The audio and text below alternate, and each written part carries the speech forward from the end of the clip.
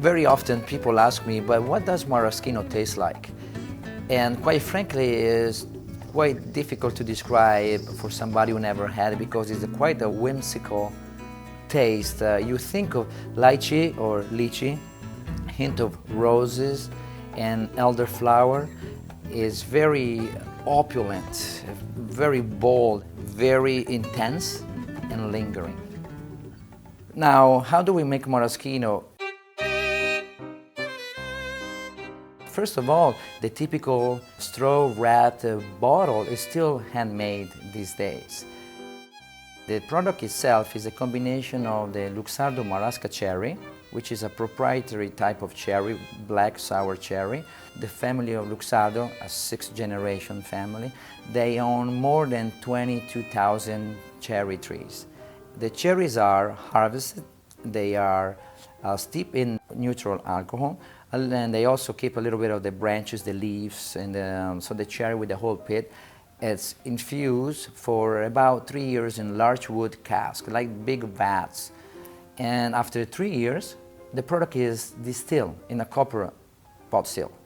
After that, it enters for 2 more years what we call finishing. Is where the aromas of the cherries, the esters, the compounds are going to get married all together. And these are the esterification, that's what the geeky term is called. Then is of course diluted and finished up with some sweetness and sugar, and it's ready to be enjoyed. And the Maraschino is truly the flagship of the Luxardo family that they've been doing it since Girolamo in 1821. The Peruvian Wish Cocktail is 3/4 of Maraschino Luxardo, as well as 3/4 of Amaro Abano.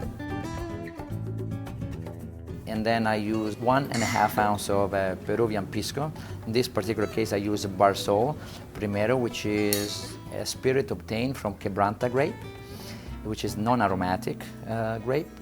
Stir together using an ice sphere, so the dilution rate is much slower, retaining the richness of texture.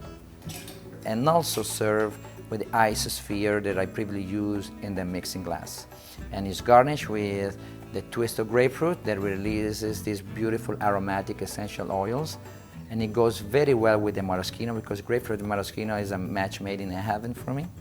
And then I use lemon balm, which some people also are familiar with, called citronella. So there is a lot of citrus with the herbaceous undernotes of the Amaro, the maraschino richness and funkiness, and the dryness of the Pisco.